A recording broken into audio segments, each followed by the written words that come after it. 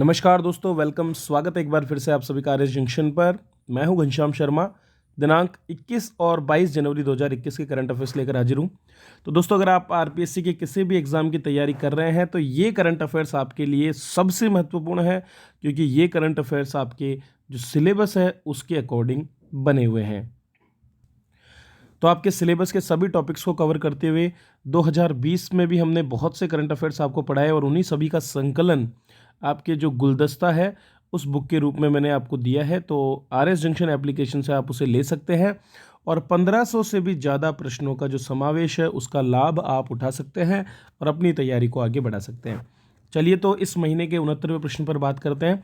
राजस्थान को निम्नलिखित में से किस एक क्षेत्र पर बेहतरीन कार्य के लिए वर्ष 2021 का Skoch order of merit award दिया गया? स्कोर नहीं है, स्कॉच है, ठीक है।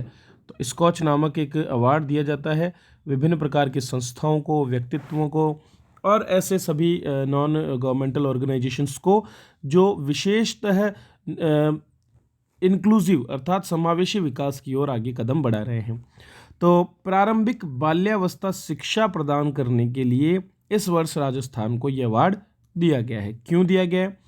राजस्थान ने जो है दोस्तों आंगनबाड़ी केंद्रों पर 3 से 6 वर्ष तक के जो हमारे बालक बालिकाएं हैं उनको कोविड-19 के दौरान ऑनलाइन शिक्षा प्रदान करने के लिए कार्य किया और इसीलिए स्कॉच सिल्वर और Skoch order of merit award हमको दिया गया है।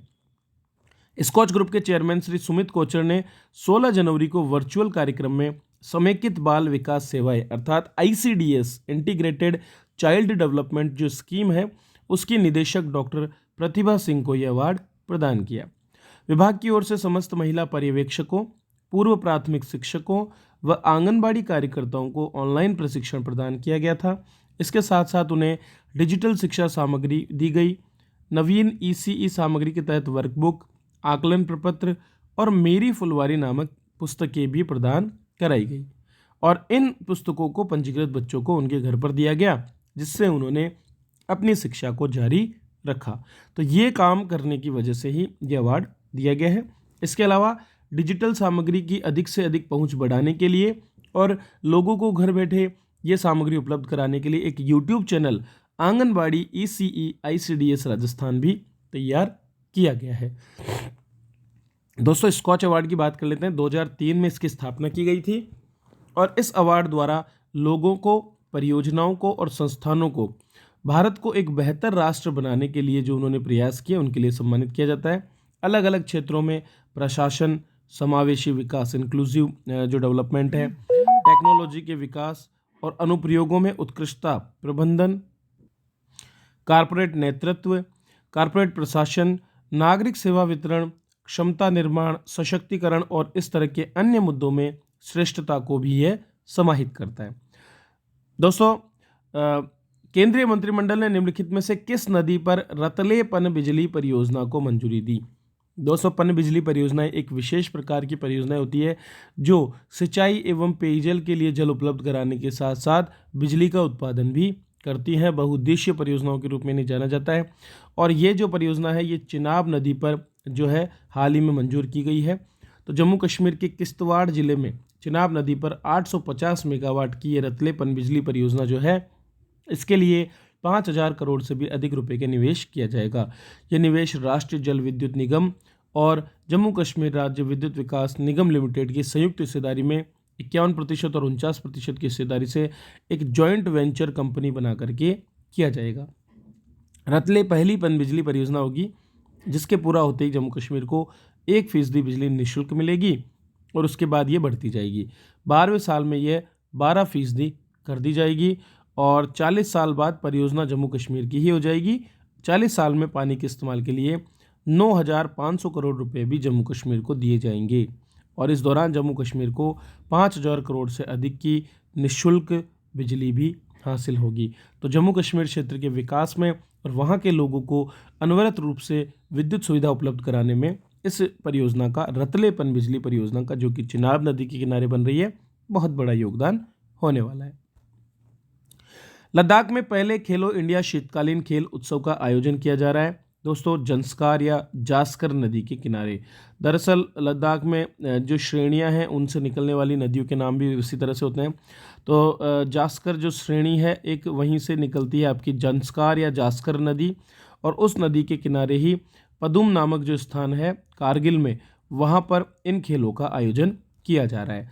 तो केंद्रीय युवा कार्य और खेल मंत्री किरेन रिजिजू ने केंद्र शासित प्रदेश लद्दाख के लिए पहले करगिल जिले के पदुम में खेलो इंडिया शीतकालीन खेलों का उद्घाटन किया। वैसे तो देश भर के पहले राष्ट्रीय शीतकालीन खेल पिछले वर्ष गुलमर्ग में आयोजित किए गए थे, और इस वर्ष वहाँ पर दूसरे संस्करण का आयोजन अब फरवरी में किया जाएगा। लेकिन लद्दाख के लिए ये पहली बार है जब इन उत्सव का आयोजन यहाँ पर किया जा रहा है। 13 दिन तक चलने वाली इस उत्सव में आइस क्लाइंबिंग, जमी हुई जंस्कार नदी पर trekking, ice hockey, snow sculpture और पारंपरिक फूड फेस्टिवल मुख्य आकर्षण होंगे। इसके बाद जम्मू कश्मीर के गुलमर्ग में फरवरी माह में खेलो इंडिया शीतकालीन राष्ट्रीय खेलों के दूसरे संस्करण का आयोजन भी होगा। दोस्तों पिछले वर्ष गुलमर्ग में खेलो इंडिया राष्ट्रीय शीतकालीन खेलों के पहले संस्करण का आयोजन हुआ था। खेल मंत्रालय ने खेलो इंडिया यूथ गेम्स 2021 में इस बार, जो कि आपके पंचकुला हरियाणा में आयोजित होंगे, उसमें 4 देसी खेल भी शामिल किए हैं। इनमें है गतका, कलरीपयट्टू, थांगता और मलखंग। अब इन चारों पर बात कर लेते हैं। कलरीपयट्टू आईएएस में 2014 में प्रश्न पूछा गया। भारतीय मार्शल आर्ट है जो आधुनिक केरल में उत्पन्न हुआ था और पूरे विश्व में फैल गया। स्वदेशी खेल मलखंब एक पारंपरिक खेल है जिसमें एक जिम्नास्ट एरियल योग करता है। तो खंबे के ऊपर की ओर इसमें योग किए जाते हैं। मध्य प्रदेश महाराष्ट्र में उपयोगी है, लोकप्रिय है। गतका पंजाब का हथियार पर परंपरागत मार्शल आर्ट है, आत्मरक्षा के साथ साथ खेल के रूप में प्रयोग होता है। और थांगता मार्शल आर्ट है जो कि पूर्वोत्तर राज्य मणिपुर में है, और थांगता मार्शल आर्ट्स के हुयन लैंगलोन रूप का एक सशस्त्र घटक के रूप में होता है। ये चित्र आपको क्लियर कर देगा। यहाँ पर ये गतका है, ठीक है, यहाँ पर आपका कलरीपयट्टू है, ये मणिपुर का पारंपरिक खेल, और ये मलखंब का प्रदर्शन यहाँ पर किया जा रहा है। दोस्तों अगला प्रश्न देखिए, प्रत्येक वर्ष 24 जनवरी को राष्ट्रीय बालिका दिवस के रूप में मनाया जाता है। बिल्कुल सही कथन है। 2015 में इसी दिन बेटी बचाओ बेटी पढ़ाओ योजना की शुरुआत हुई थी, ये गलत है। तो केवल एक सही होगा, क्योंकि बेटी बचाओ बेटी पढ़ाओ योजना की शुरुआत 22 जनवरी को की गई थी, ना कि 22 फरवरी को। तो 22 जनवरी को 2015 में बेटी बचाओ बेटी पढ़ाओ योजना की शुरुआत हुई। चर्चा कर लेते हैं। चूंकि 21 जनवरी से 26 जनवरी तक राष्ट्रीय बालिका सप्ताह पहली बार देश भर में मनाया जा रहा है। प्रत्येक वर्ष देश में 24 जनवरी को राष्ट्रीय बालिका दिवस के रूप में मनाया जाता है, तो नेशनल गर्ल चाइल्ड डे के रूप में से मनाया जाता है। राष्ट्रीय बालिका दिवस पहली बार 2008 में महिला और बाल विकास मंत्रालय द्वारा शुरू किया गया। उद्देश्य क्या है? महिलाओं के द्वारा सामना की जाने वाली विषमताओं को सामने लाना। इनमें बालिकाओं के अधिकारों, शिक्षा के महत्व, स्वास्थ्य और पोषण पर जागरूकता भी देना सम्मिलित है। दोस्तों लगातार लैंगिक भेदभाव महिलाओं के प्रति होता रहा है, और इसी को कम करने के लिए इस कार्यक्रमों की शुरुआत की गई है। बेटी बचाओ बेटी पढ़ाओ योजना भी एक इसी तरह की योजना थी, जिसे प्रधानमंत्री ने 22 जनवरी 2015 को पानीपत हरियाणा से शुरू किया, ताकि हमारी बालिकाओं को सभी तरह के लाभ और उनको संरक्षण दिया जा सके। निम्नलिखित में से कौन एक गणतंत्र दिवस परेड 2021 में शामिल होने वाली पहली महिला फाइटर पायलट होंगी? तो दोस्तों नाम है इनका भावना कांत। भावना कांत को यह मौका मिलेगा, और वे 26 जनवरी को इतिहास रचेंगी, क्योंकि वे रिपब्लिक डे 2021 में पहली महिला फाइटर पायलट बनेंगी जो परेड में शामिल होंगी। भारतीय वायुसेना की जो झांकी है उसका वो हिस्सा बनेंगी। मेक इन इंडिया थीम पर निर्मित इस झांकी में लाइट कॉम्बैट एयरक्राफ्ट तेजस, लाइट कॉम्बैट हेलीकॉप्टर, आकाश मिसाइल और सुखोई 30 MKI के मॉडल्स को प्रदर्शित किया जाएगा।